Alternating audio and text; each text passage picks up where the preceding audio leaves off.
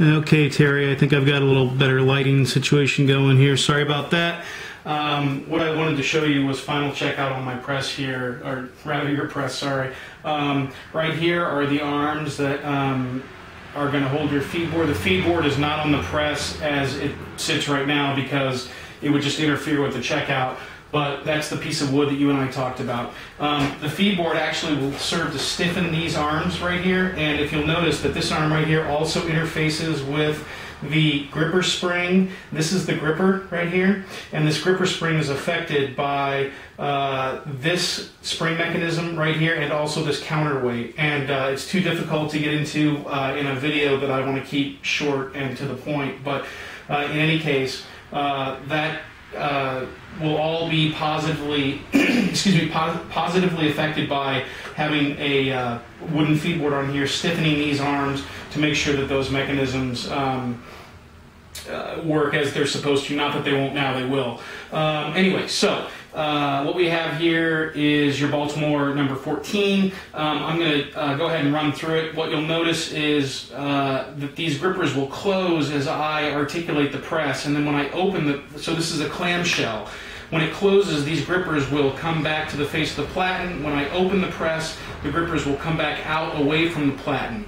The quick study on this is that this is where you're going to put your paper stock, whatever it is you're printing, your invitation cards or whatever. Here, this is, again, the platen. Here is the bed of the press. This is where you're going to put either your photopolymer plates or your handset type.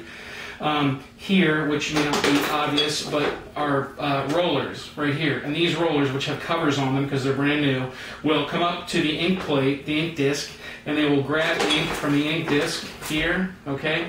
And then they will carry ink down over your plate or whatever it is you're printing, and it will put ink onto whatever it is that's in the form. Now, when that is done, you'll put a piece of paper in your press on the platen, right? And so you've got whatever it is you're printing, a piece of paper here, the rollers get up out of the way, the gripper's closed to hold your paper down against the platen, you impress, you articulate the press, and now you've pushed paper against your inked form. And when you come back, now watch the grippers, they will open up, get out of the way, okay, and then you remove whatever it is you printed and put it to the side to dry, probably off your feed board.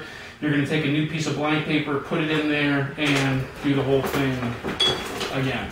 And so that gives you an idea of the mechanics of the press. And I just wanted to give you an idea of what it is that's happening with your press.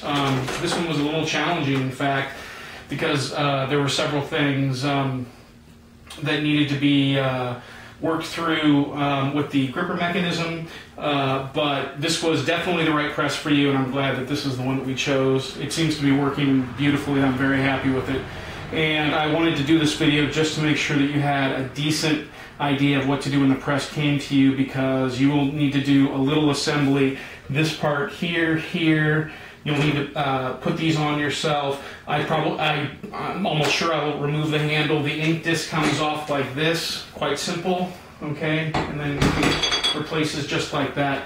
So I think that's it, and I know that we'll catch up on the phone, and I'll answer any other questions that you have once you get the press.